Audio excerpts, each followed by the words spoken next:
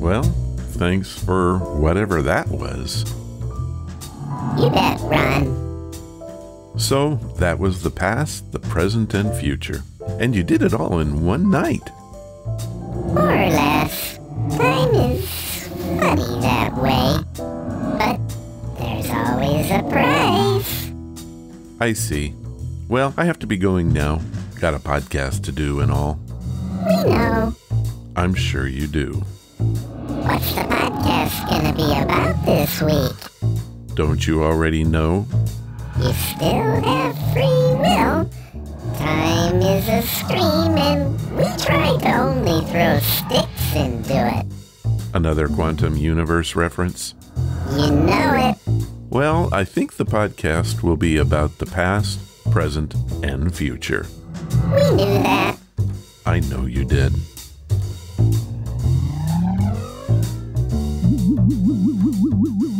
Well, while I recover from my little trip with my alien friends, here is a 5-minute mystery.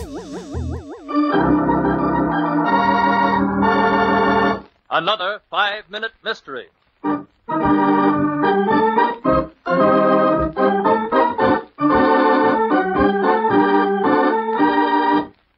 This 5-minute mystery is being brought to you by the past, the present, and the future. You know, you can't have one without the other. While that has nothing to do with this mystery, it still is our sponsor for today. Now, here is our story. The entrance to the Lawrence house on Center Street is lighted by an unshielded bulb. Beneath it stands a policeman. Suddenly, a woman comes running up the porch steps. What's the matter? Has something happened? Do you live here, ma'am? I'm Mrs. Lawrence's personal maid and housekeeper. I've worked for her for years. Knew her pretty well, then. Of course. What do you mean, knew her? I'm sorry to have to tell you this, ma'am, but Mrs. Lawrence was murdered tonight, a couple of hours ago. Murdered? Let me go in there. Let me go in. I'm sorry, ma'am. Anything I can do to help, I'll be glad to do. Yes, there is one thing you can do. Take me to the police station. Murder, is it? Well, I'll tell a thing or two now. And that's how it was, Inspector. I went out for a couple of hours tonight with my regular night out, and when I came back, that policeman refused to let me in. I see. Well, Miss... Just call me Agnes, please, sir. People have for so long now. All right, Agnes. Now tell me, how long were you gone tonight? Not more than a couple of hours, Inspector. I see. Everything was all right when you left? Perfectly. Everything was fine, except that I never did like the idea of her seeing him again. I believe she was expecting him tonight, after I'd left. And just who is him? Why, her husband, I mean. They were divorced some years ago. He was a friend. And Mrs. Lawrence was seeing her husband again? The last few nights, sir. All of a sudden, unexpected-like, Mrs. Lawrence came in one night and told me her husband was coming for dinner. I told her then I didn't like it. Was there any trouble? Not a bit, sir. In fact, things went too well. In fact, I believe Mrs. Lawrence was getting a bit soft on him again, and after all these years, too. Tell me, where does he live? Over in Cranville. He's lived there for over a year now. That's about 15 miles away, isn't it? That's it, sir. Well, he could have driven that and been back in time for an alibi. Tell me, did anyone else know that Mr. and Mrs. Lawrence had become friendly again? Not a soul, sir. It was a secret that just the three of us knew. But if you want my opinion, it was him that poisoned her. Must have been him. There was the very devil in that man. Agnes, up to a point, I believe you're right. But because of just one thing, one mistake in your story, I'm going to hold you for the murder of Mrs. Lawrence. The inspector has a good reason for holding Agnes for murder. Do you know what it is? We'll tell you in just a minute. But first...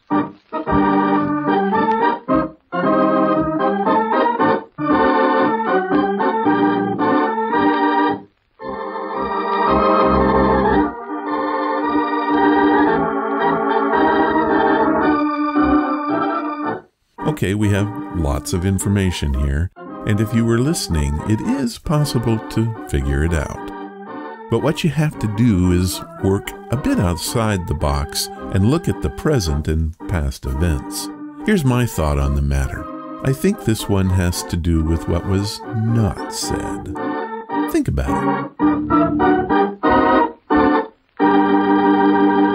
And And now, back to our 5-minute mystery and the murder of Mrs. Lawrence. Me? Murder? I wasn't even home when she died. Agnes, I know it was you who murdered Mrs. Lawrence. When you saw her and her husband becoming friendly again, you believed it would affect your inheritance. How do I know you're the murderer? For just one good reason, Agnes. I specifically gave orders that the method of murder would not be discussed with anyone. You yourself said that Mrs. Lawrence was poisoned. Only one person could have known that, the murderer himself. Okay, I like how they give us a key piece of information right at the end that makes it all make sense. We had no idea the detective had told his team to not talk about the murder method. Had we known that, big difference. This 5-minute mystery was brought to you by the past, the present, and the future.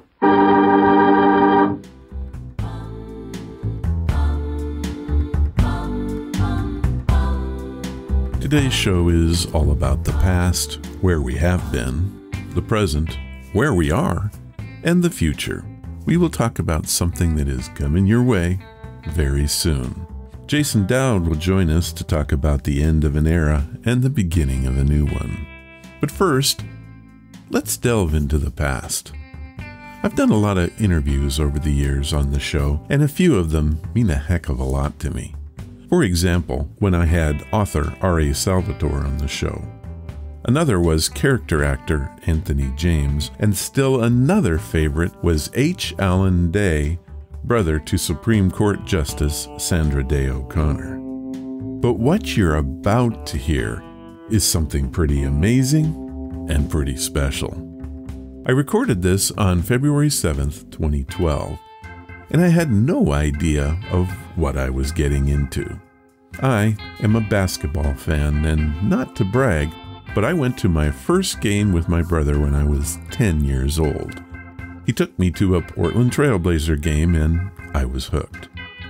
In 1998, I became a season ticket holder, and that only tightened my love for my team. At the time, the main stars were Damian Stoudemire, Rasheed Wallace, Arvydas Sabonis, and my absolute favorite, Brian Grant. Brian Grant played 12 years in the NBA as a power forward and was the heart and soul of the Portland Trailblazers while he was there. Oh, and for any other team he played for that matter. In 2008, Brian was diagnosed with young-onset Parkinson's disease. Today, he serves as both an advocate and an inspiration for those suffering with Parkinson's. When we did this interview, I was scared stiff, and I was also suffering from a condition known as starstruckness. He put me at ease almost immediately, and of course the rest was history. He told me a story that was utterly amazing, and I have been wanting to share this with you for a very long time. This particular show was actually lost for a while, and then when I did find it, I wasn't able to put it back into the main flow of shows that you can get at ronsamazingstories.com. It had to go to the archive section, and I have regretted that decision ever since. So I'm going to fix that today. Here is that interview from the past, and I hope that you enjoy it as much as I did making it. Welcome to the podcast, Brian. Thanks for having me on, Ron. Appreciate it. First off, let me say I've been a big fan of yours for a very long time. During the years you were a Portland Trailblazer, I had season tickets. One of the things I loved to watch was you and Arvydas Sabonis. His passes led to some massive dunks. I tell you what, that was a tricky thing being on the floor with an amazing passer like Arvydas. You know, if you caught the ball, he would continue to feed the ball to you. But if you dropped it, you got the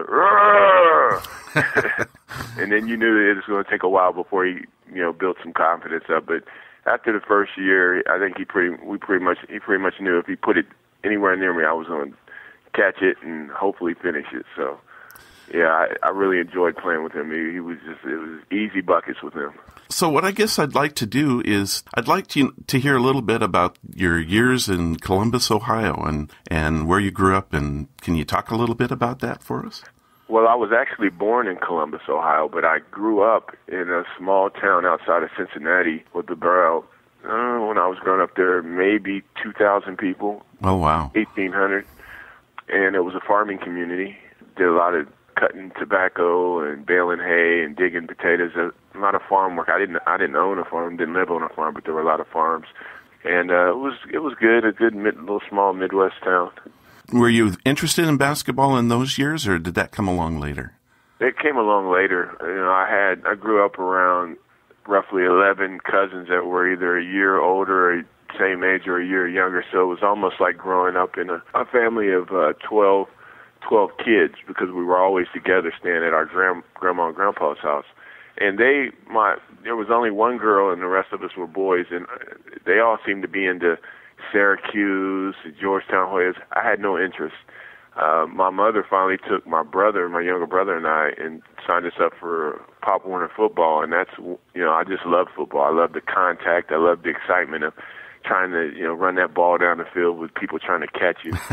And then I also love, being able to hit somebody on defense. It wasn't until I reached high school that I went out for a team, basketball-wise. I made the freshman team, and then it wasn't until my senior year that I would play again. So you decided to go to Xavier University. I'm assuming that was just close by, or is there another reason you wanted to go to Xavier? Well, Xavier was close by. It was only maybe an hour and 10 minutes away from where I grew up, so I was close to home. And they were the first major Division I school to offer me a full scholarship.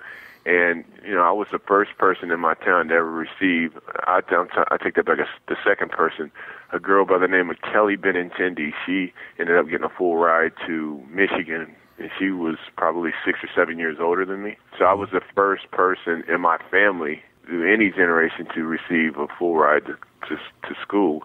And the reason why I chose Xavier, they had a great year that year before, where they had Tyrone Hill and Derek Strong, and they beat Alonzo Mourning and Dikembe Mutombo in the second round to go to the Sweet 16. And then B, because they were the first ones to offer me the scholarship, and I just immediately jumped on it. Well, and you responded very well. I mean, you led the team in rebounding for every year you were there, and weren't you a two-time Conference Player of the Year? Yes, two-time. That's incredible. So you were drafted, and you went very high in the first round to the NBA. What was that like when they actually said, "Hey, we want you on the Sacramento Kings"? I've heard a lot of NBA players talk about it, but to me it would just be almost surreal. Well, I didn't really believe it when I didn't believe all the talk that was going on before the draft, because after my senior year, I interviewed 4 agents. 3 agents told me that if I went to the Desert Classic in Phoenix, that I wouldn't be drafted. Right now, I'm possibly a second-round draft pick and definitely a European player. And there was only one agent that really, truly believed in me, and that was Mark Bartelstein from Priority Sports. And he just told me if I didn't go, it would be the biggest injustice I've ever done myself. So I went with him because he believed in me. And when I got there, it was the same thing. Nobody knew me. No letters to go visit any teams. But after that first game that we had skills in the morning. I'm not a skilled player. People just kind of overlooked me. And then that evening, I had Casey Jones from the Boston Celtics coaching our team, and I went to Khalid Reeves and Anthony Goldwire, and I just told them, I said, look, if I get the rebound and I beat everyone down the floor, will you throw it to me, and I'll dunk it and give you the assist. They say, if you beat everybody down the floor, we'll throw it to you. And that's what I did, and I ended up with like 24 points and 20 rebounds. And then from that, I went from a nobody to everybody wanted to see what was up. Huh. And it was just, it was a crazy ride, man. It was a really crazy ride. And then even when my agent said he was getting me an airline ticket to the draft, I told him no. I said, really? I don't want to get embarrassed. He said, you're going to be a top 10 pick. And I said, I don't believe it. I'm staying in Cincinnati. And I did. I stayed in Cincinnati with family and friends and watched the draft. Oh, you weren't even there that night? No. Wow. That's incredible. So how was that? Did your family go nuts or? Yeah, we were just, I come from a very poor family, and just, not a lot of hopes and dreams for African Americans, especially in that region. And to, first of all, go to college there, my grandparents, everyone's so proud of me. Yeah. My town was proud of me. But then just the thought that he might make it to the NBA, and then all of a sudden, bam, he's a lottery pick. Wow.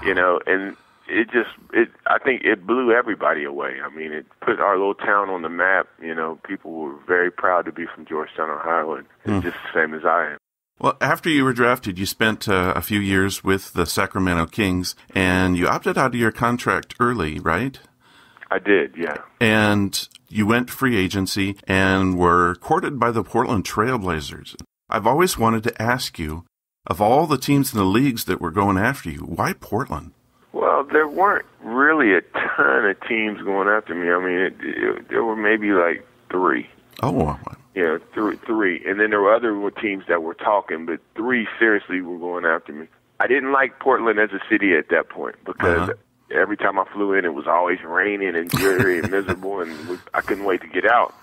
But I did like that team, and I knew that the atmosphere in Portland was similar to what I would be leaving in Sacramento, because those fans in Sacramento are great. They're awesome fans. Yes, they are. Just like the Portland Trailblazer fans are. And so I knew I'd be getting that. And not only that, they had Arvydas Sabonis. They had Rasheed Wallace. They had, J.R. Ryder. And they were an up-and-coming team. They were already up. But they were just putting together some pieces to make a run for it. And I figured that I could work my way in there somewhere. I didn't know how I'd feel on Rasheed Wallace until I got there and realized that he was such a great shooter that he could play the three at his height. So I played the four and he played the three. Yeah, and you started for 2 of the years that you were there, right? I did, and then I had a microfracture surgery, and after my second year, and I was kind of a little late getting back. And then, our team was so stacked with talent that Coach started off with a lineup, and I thought that I would get that starting position back, but I'm also a team player. I realized that what he had going was working, and me coming off the bench with the secondary made us even more of a threat as a team. So.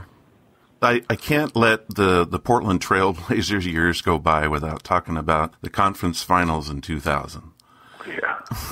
What was that night like when you'd gone 7 games with the Lakers? I was watching that game. I thought, this is in the bag. We're going to the finals. And what was it like on your side? How did you guys feel? It was surreal. It seemed like a dream. We were all like deer caught in the headlight. Really? Just talking about it just took my mood down, because you couldn't imagine how confident we were going into that locker room at halftime. Sitting there just making plans. Okay, we're going to Indiana. Oh, I know we can do Indiana. I know we can do it. And then that second half, through the third quarter, still up and just kicking it. Almost halfway through the fourth quarter, and then all of a sudden I think Robert Horry banked in a three.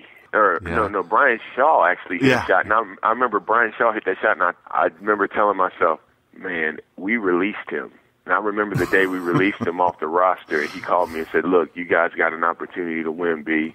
Go for it. You don't get these opportunities that often. And then he signs with L.A.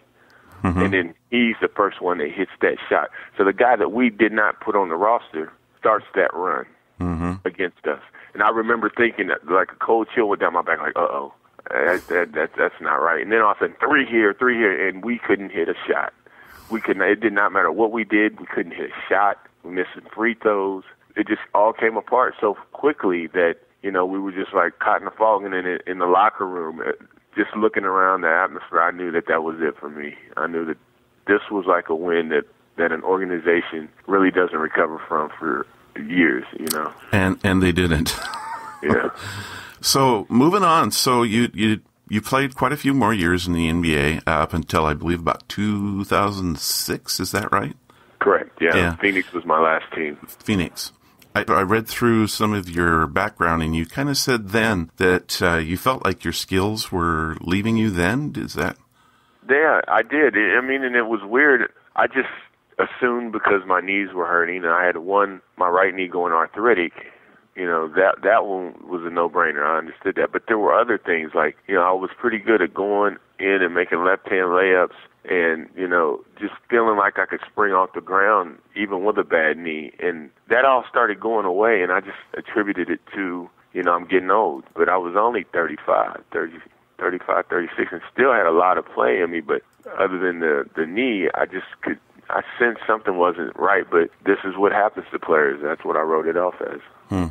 So then things went on for your life. You went into retirement, and then in 2008, you were diagnosed. And so what brought that about? Was it just a normal physical, or was it? No, it was after I retired and I moved back to Miami, I went through a really bad bout of depression. It lasted for like 8 months. And it was the kind of depression where you stay on the couch eating Captain Crunch, watching the Hunting Channel all day. And that was how bad it was for me. I mean, I had a boat, there was beautiful weather, a lot of fishing, a lot of friends, but I couldn't do anything.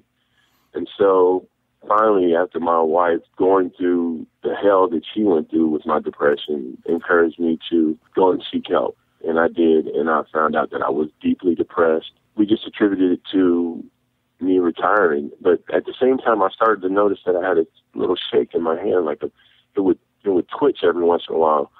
And so I went to a neurologist, and he was more concerned with the depression and didn't want to scare me by telling me Parkinson's or anything else. He just said, let's just deal with the depression and see where we are after that.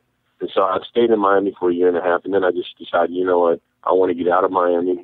I want to get my family back to Portland. Maybe a change of scenery, it will help, calm me down. And even though it's dreary and rainy out here in Portland, I have some really good friends, and there's great people out here. Not that there's none in Miami, but I just know more people out here. Yeah. And so I moved the family back, and it just continued to get worse and worse. And I knew that I needed to figure out what it was, because I was starting to turn down opportunities to go and try out for anchor jobs and radio positions.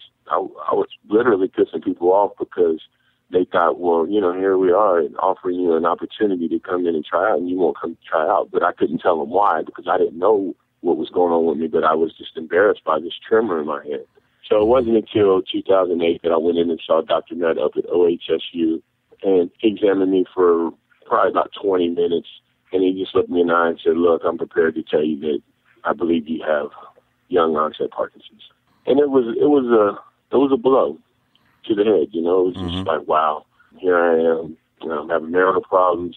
I'm having physical problems. I just retired from a game that I've been playing all my life. And, now I just found out that, I have Parkinson's. But, like with everything, man, you got to take these hits in life, and you got to figure out a way to pick yourself up and get through it. And that's what I eventually did. Mm. So from there, you started the foundation right after that. Is that correct? I did. I started the foundation 2 months after I was diagnosed. I received a phone call from Michael J. Fox, and it was, Michael J. Fox is the ultimate person in staying optimistic, and he's a very optimistic individual. He's uplifting, and, I just had a conversation with him that empowered me to get up and join the fight against Parkinson's. And that's when I contacted Lauren Foreman, who ran my children's foundation, and asked her if she'd, willing to throw an event to raise as much money as we can for the Michael J. Fox Foundation. And that's how we started off. We didn't start off with a foundation. We didn't want to do a foundation. But as we were kind of piecing this event together and starting to meet more and more Parkinson's patients, I realized that, there are a lot of people going through the same issues that I'm going through, and there's really no one thing to help them out when they're newly diagnosed. And I'm not talking about programming after you're diagnosed and things you can do. I'm just talking about a site that you can go to, and after you've received this terrible news, and then find out that you're not alone. It's not a death sentence, and this disease does not have to be who you are. You can still be who you are. You just live with the disease. We raised $350,000 for the Michael J. Fox Foundation. Yeah. We started off with no money, and then we just, because we gave it all to Michael J. Fox, we organized and started the Brian Grant Foundation. Yeah. One of the things that I was reading about, and I was just very impressed with, was the use of Powering Forward. What a great name to begin with. But can you talk a little bit about that, and how did that come about? Is that just something that you came up with in the foundation, or is it? Honestly, it started because we were trying to figure out a name for the event, And I figured, why not powering forward? Because I'm a power forward, and yeah, exactly. And it empowers people to move forward through this disease.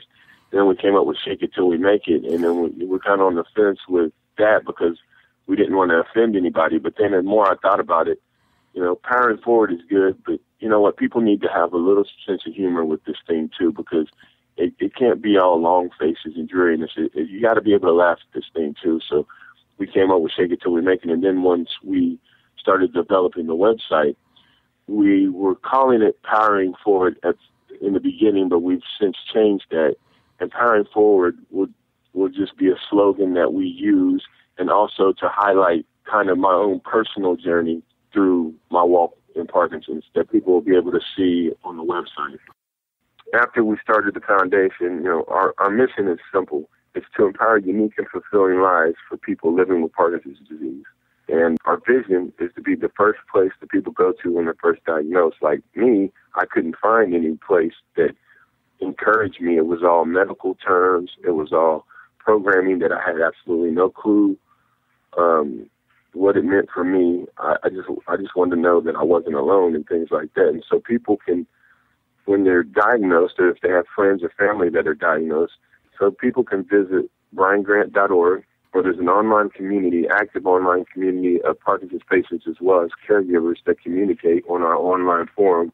And then there's also video testimonies of people ranging from different ages that talk about when they were diagnosed and how they feel and their concerns. And we've had several people who have visited the site who were newly diagnosed just tell us, thank you for that. And I wish I had that when I was diagnosed, but I did have Michael J. Fox call me, which was amazing as well. Yeah, I bet that was shocking.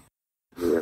So, and then as far as our programming at the Brian Grant Foundation, exercise and fitness that benefits Parkinson's patients is our main focus right now, because we see that there's a great benefit in exercise and healthy eating and living. And then from there, we're going to go into relationships and managing healthcare to help people manage their healthcare. On that line, when you say manage their healthcare, is that to manage it financially or just how to manage? Well, just managing problems that may arise, like with, your employer. Oh, I see. Managing your relationship with your neurologist. That's incredible. I mean, that seems like that would take a lot of work to help people to do those things. Well, the thing that we do is we recognize other great organizations out there. Mainly, a really good one is right here in our own backyard. It's called Parkinson's Resources of Oregon, and they are great. And they've already got tons of programming. And we would be more or less a pass-through organization. I see. That would send people to, look, this is what you're looking to do. The best information for that is right here, and this is what they do. This is their programming that they have going on. And if it's something that we do, we would highlight that. But we already know that we're not trying to reinvent the wheel. Well, Brian, can you take a few minutes and go over the website names again so we make sure people know how to find you? Yeah. If you want to contact the Brian Grant Foundation, go to briangrant.org. There's ways to contact us and telephone numbers. Also, you can look at some of our fundraising things that we do, mainly our Shake It Till We Make It event. Well, I want to thank you for being on the show, Brian. It has been a pleasure. Thanks, Ron. I appreciate it. Thank you for having me on. Well, there you have it. Truly an inspirational story, if ever you hear one. I hope you enjoyed listening to the past as much as I did doing the interview. Brian Grant will always be one of my favorite Portland trailblazers. The Brian Grant Foundation of 2020 is still as strong and helpful as it was in 2012. Today, they are doing such online events as cooking classes, exercise classes, online question and answer discussion about Parkinson's disease, and much, much more. If you want to know more, just head to briangrant.org and you can see how they can help you or how you can help them. That's it for the past.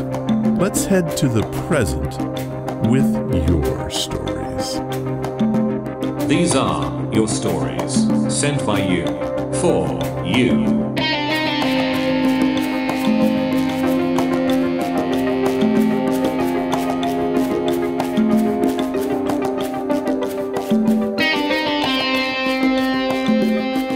Why would I call this section the present? Simple logic. Ron's Amazing Stories is about the stories. You have made this home for your tales that range from the funny to the paranormal, the strange to the sad. I can honestly say that we've had just about every category of yarn that's out there. It is our bread and butter. It is our past, our present, and our future. So today we have 3 brand new stories sent in by you, for you, and I thank you from the depths of my soul for trusting me with your incredible adventures. Now, for the twist. Stories are our present, but do all stories take place in the here and now? Not always. Let's take this a bit further. All of today's tales form a theme of sorts. You see, they have time in common. Specifically, lost time, or maybe that should be lost in time. Our first story this time is quite an adventure in time. It comes from Kendra Franklin, and this one falls into the category of epic strangeness. Kendra is sending this one in from Thousand Oaks, California, and she has called her story Ghost Hunter. I was about 13 years old when this happened. I had a friend over and we were playing a game with my little brother and sister where we take turns being the ghost hunter. It's the job of the ghost hunter to find the ghost. The other players hide somewhere in the house, hoping to scare him or her before being tagged. Any flinch, scream, or fallback would be called a win for the ghost. Well, it was my turn and I was waiting upstairs while our echo was counting down to 0. All of a sudden, my little brother ran upstairs with a bloody nose. He said he was in the broom closet and something hit him really hard in the face. After getting my brother cleaned up, we head downstairs to find that the door to the closet was somehow locked. Under the door, I saw shadows moving. So I was sure that my friend or younger sister was in there, so I called out. Nothing. I go to the room above and bang and stomp on the floor, hoping to get their attention. Doesn't work. 20 minutes later, and we finally get that closet door open. The broom closet was empty, and everything was in its place. Strangely, we couldn't figure out what had hit my brother, and there was no blood on the floor. I asked if he was sure that this is where he was, and he said he was sure. Then it dawned on me that it had been 30 minutes at least since the game began, and there was no sign of my friend or sister. We began to search the house for them, and finally found them both in my room. The very same room where I had gone to bang on the floor. My friend immediately cried out, "Hey, no fair! You couldn't have counted down from 100 already. We haven't even had a chance to hide yet." I tried to tell them that it had been 30 minutes and told them our story. They said that they'd heard nothing the whole time and they hadn't even left this room. I was scared and didn't understand why they were being so mean, hanging on to their story. Then my brother looked at his watch. He said it was 4:30 and that Mom and Dad would be home any minute. My friend looked at her phone and it read 4 o'clock. She began to cry, and I remember a chill going through my body. My parents arrived home about a half hour later. We told them what had happened, but they didn't believe us. However, my dad did say that he had to fix that dumb broom closet door. I asked my dad what time he had, and his watch read exactly 30 minutes earlier than my brother's. To this day, this is still one of the biggest mysteries in our house, and because of this, we never played Ghost Hunter again. We had other strange things happen in that house that I couldn't explain. Also, eventually both my mom and dad had enough weird stuff happen to them that they finally believed our story. I'm 16 now, and we have since moved to a new home. I would like to say that all the weirdness has stopped, but whatever it was moved with us. Kendra Franklin, Thousand Oaks, California. That is a strange story of epic weirdness. I have heard many time-slip stories, but never one where the past and present overlapped. Thank you for your story, Kendra. Staying with the theme of time slips, here's another story sent in by Major Robert Stalwart, U.S. Army, retired. The Major has called this one the Tacoma Coma. I was walking in downtown Tacoma, Washington one evening around 9 o'clock.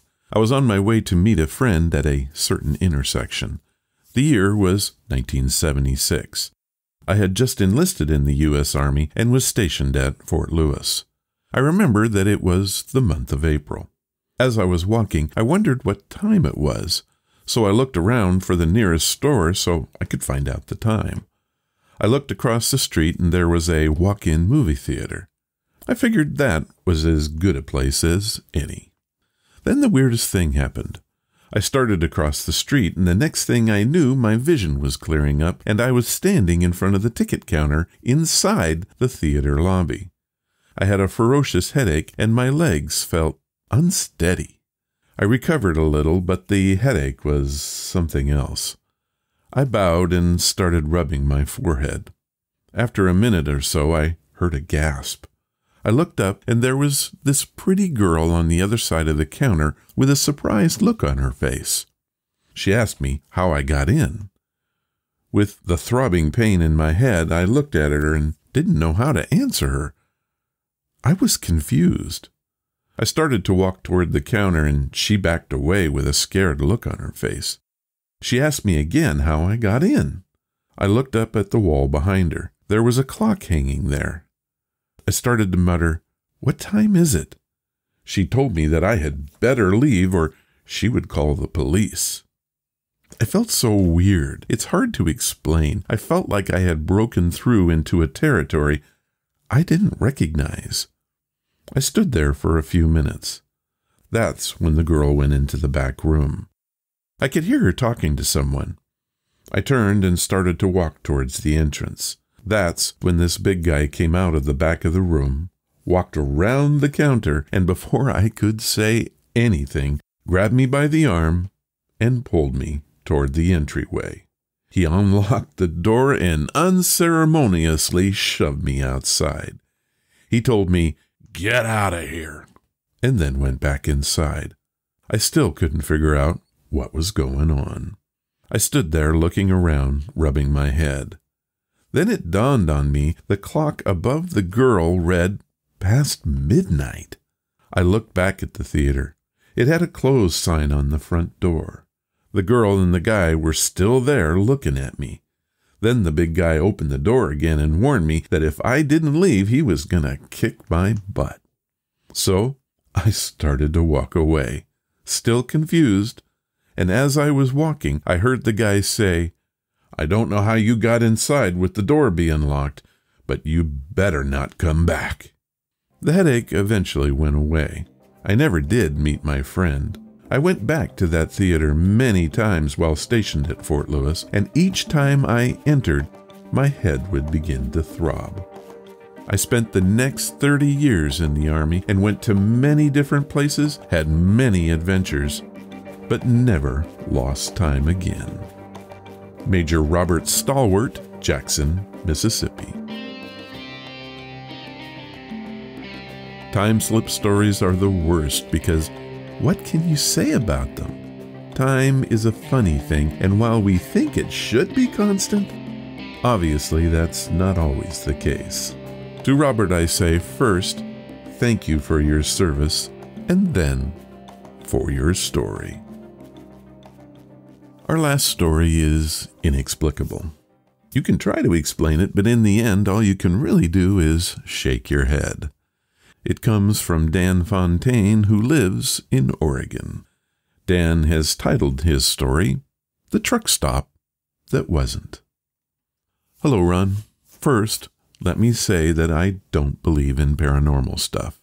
There are no ghosts, UFOs, Bigfoots, or anything that can't be explained. Our first tendency is to always say that it was supernatural. It's not. I believe in a quantum universe. There are many worlds which exist in parallel at the same space and time as our own. This explains everything. My story begins in 1986. Why then? At the age of 1, I made my first trip to Yellowstone. My family has gone back every summer since without fail. If you do the math, that's 34 years and I'm now 35. Jump forward in time to 2005. I was a senior at the University of Oregon. That summer I had to stay in Eugene for my job, but there was no way I would miss our Yellowstone trip. So I would travel the 840 miles by car to join my family. A friend would ride with me as far as Boise, Idaho. I would drive the last 200-ish miles alone. My car broke down somewhere between Rexburg and St. Anthony. I, being a poor college student, had no cell phone, so I locked up the car and began to walk.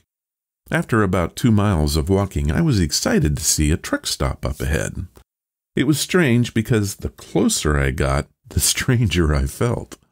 Then came a wave of nausea, and then suddenly I felt fine. There were just a few cars in front. They were all vintage vehicles. I walked inside and told the waitress my story. She smiled and pointed to the phone booth on the pole outside. I got some change from her and walked out. Another wave of nausea came over me. This time I nearly passed out, but like I said, it passed and I was fine. However, when I arrived at the phone booth, there was no phone, just an old, rusted booth. Very funny, I thought, and turned to go back inside the cafe. There was no cafe. The building was there, but it was all boarded up, and it looked like it had been abandoned for years. I was at a loss. After looking around for a bit, I gave up and began walking again. A few minutes later, a 1950s Chevy pulled up beside me, and the driver asked if I needed help. I got in and thought the strangeness was returning, but he reached into his glove box and produced a cell phone. I called for a tow truck and he drove me back to my car. I also called my folks, but I didn't tell them about my phantom truck stop. Dan Fontaine, Oregon. Well, Dan, I can't say if that was a quantum paradox or a supernatural time slip, but I do know this. It is a very strange story. Thank you for sharing it.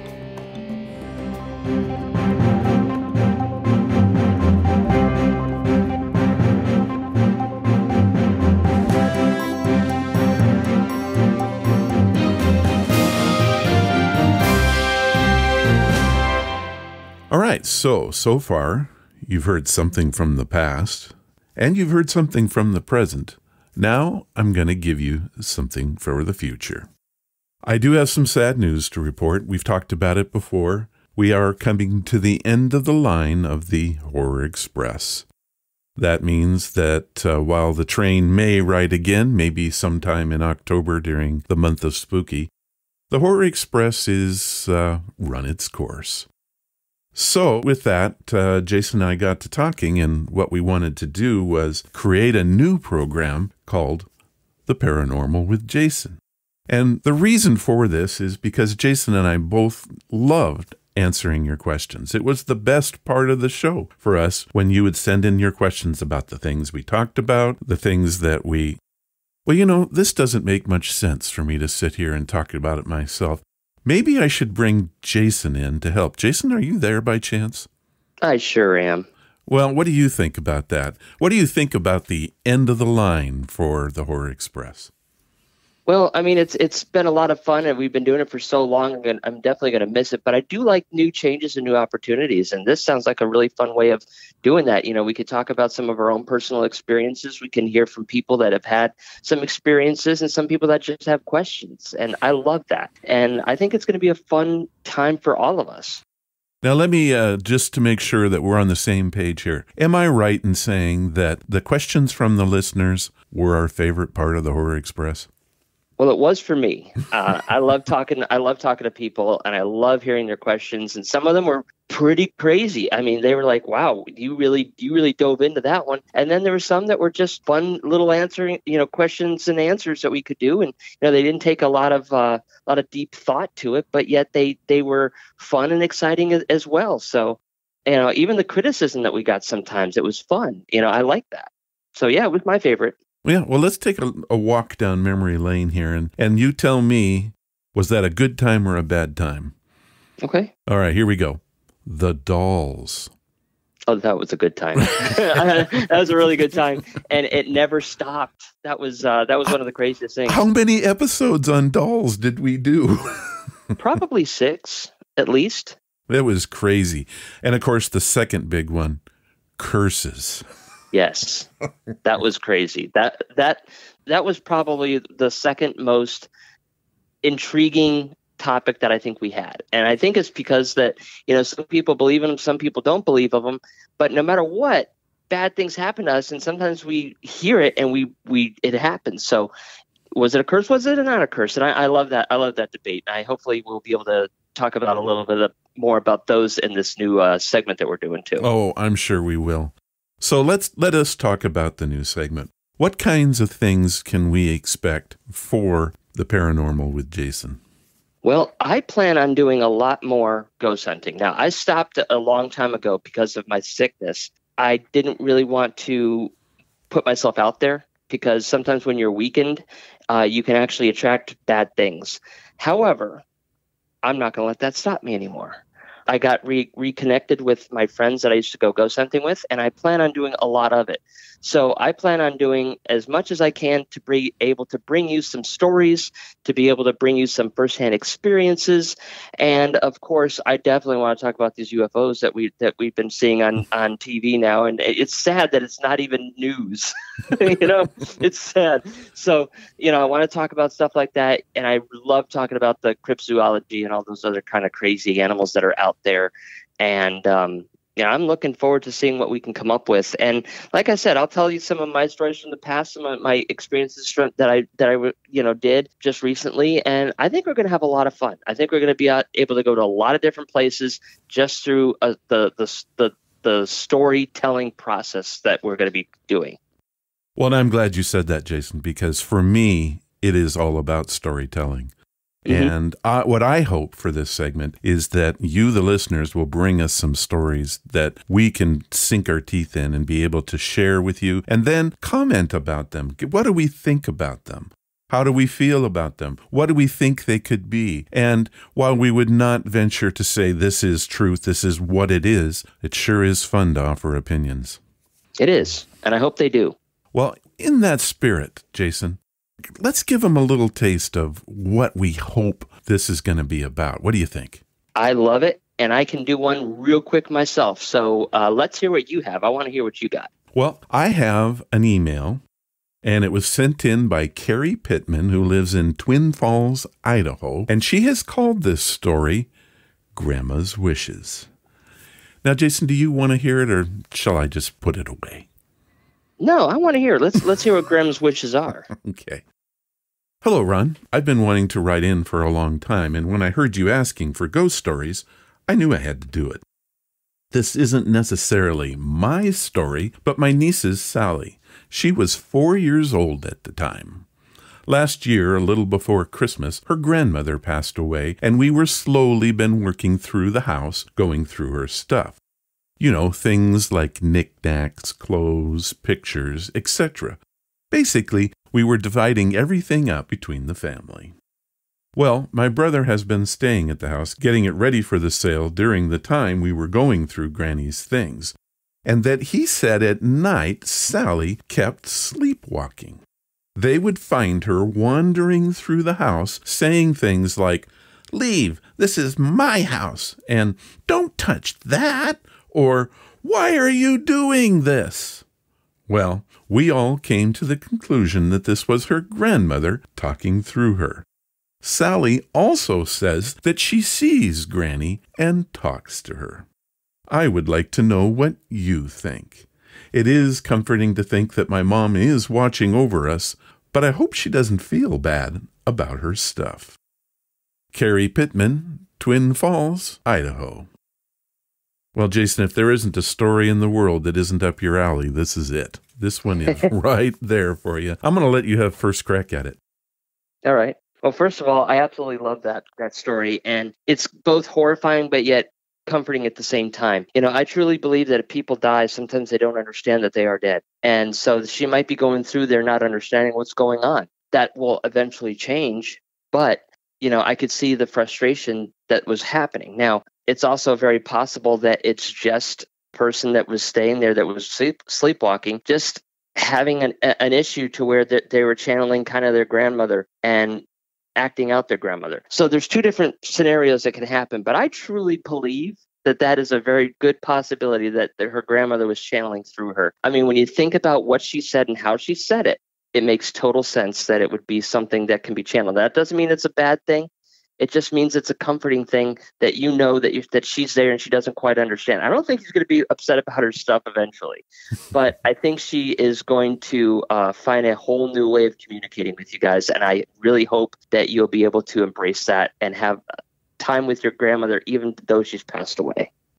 Well, and I look at it in a different way. I think that, you know, we don't know. They didn't say how the grandmother died, but it could have been quite shocking. And I have heard stories that people find it hard to move on once they've had the shocking event of dying.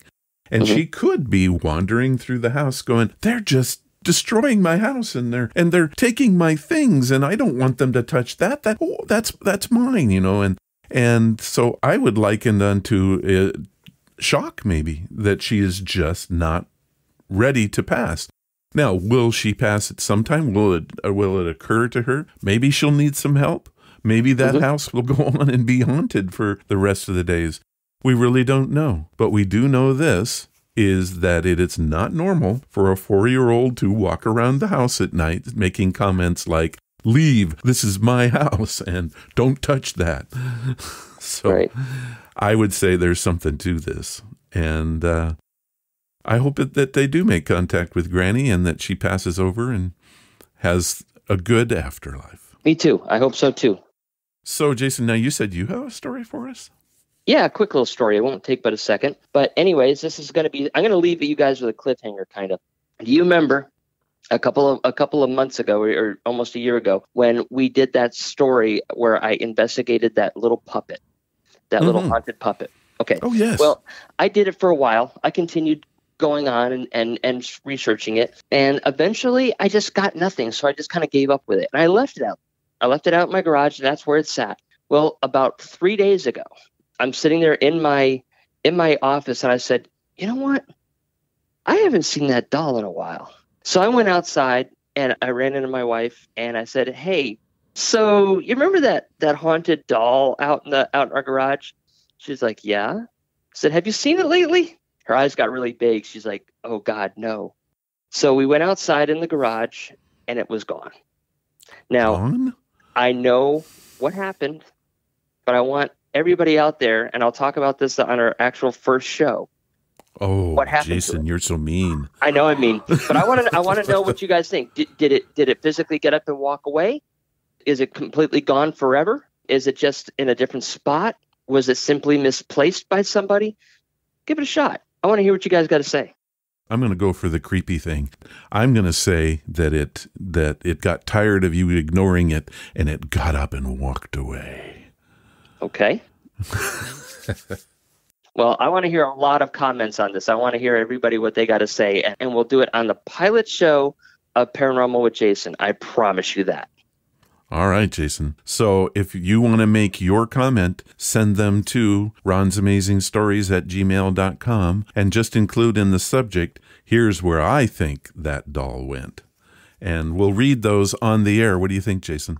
Oh, I'm excited. I want to hear what people got to say about this. All right. So again, send us where you think those dolls went to ronsamazingstories@gmail.com, and we will read your thoughts. And then we'll have Jason tell us the awful truth or whatever it might be.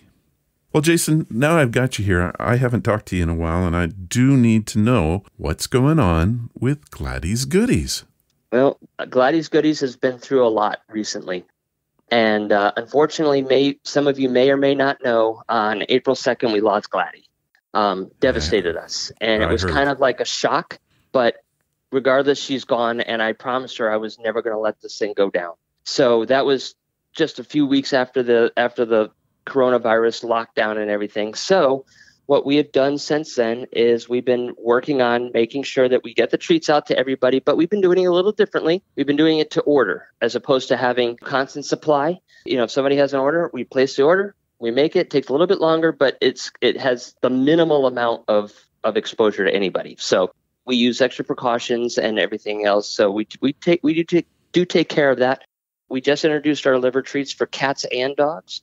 And we also have our cat line that we were still working on. And we're having some new sticks that we're trying out that are going to be vegetarian snacks for dogs that cannot eat meat. There are some of them out there, believe it or not. So they're going to be a mixture of fruits and vegetables that help their skin, helps their digestion, helps a little bit of everything, but it's still absolutely yummy for them to eat. So we haven't quite set those out yet, but those are something we are working on currently. And I'm just waiting back for some feedback. Well, I can give you feedback on the fish. My cat loves the salmon.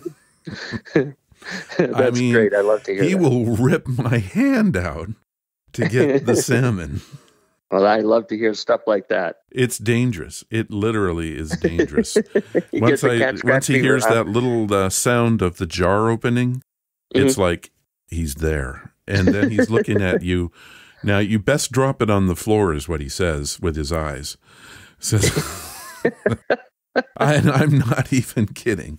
That is how good the salmon treats are. So, well, I'm glad he likes them. Yeah, kudos to you for the salmon. I haven't had the liver here for him, so you're going to have to send me some samples of the liver. I had sent some samples, and that was right when the virus hit. So it's a good chance it probably got lost. So I will definitely send you some more. All right. All right, Jason. Well, tell us how we can find Gladys Goodies and remind them about our promo code. Okay, yes, it is. The promo code gets you 25% off by using RONS, RONS, at checkout. And you can go to GladysGoodies.com, GladysGoodies.com. And if you want to try the stuff first, that is not a problem. The only thing I can't do that with right now is liver, because it's just something that we just don't, we do per order basis because it's a small piece. So anything else you can get a free sample of. I have a couple of different sample packs that you can try, and that's right on the homepage. So if you want to try that first and then buy something, and because you want to see what the dog likes more or the cat likes more, please do so. And salmon treats. Again, salmon treats. And then after that, we would love to be able to help you and make your dog's tail wag. We have a new saying now that every time a dog's tail wags from Gladys Goodies, Gladys gets her wings. So I want to give her the biggest wings that she could have. And she's going to continue to be the face of Gladys Goodies. That's good. Yes, she is.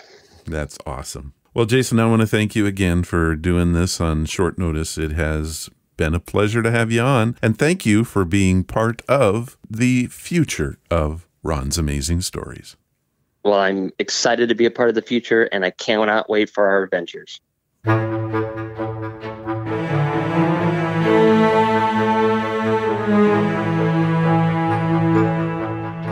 Oops, we did episode number 439. This time, Kendra Franklin, Major Robert Stalwart, Dan Fontaine, Carrie Pittman, and Jason Dowd from Gladys Goodies helped make this show a great show. If you want to follow the podcast or the blog, just head to ronsamazingstories.com. There you will find the links you'll need. Do you want to help the show?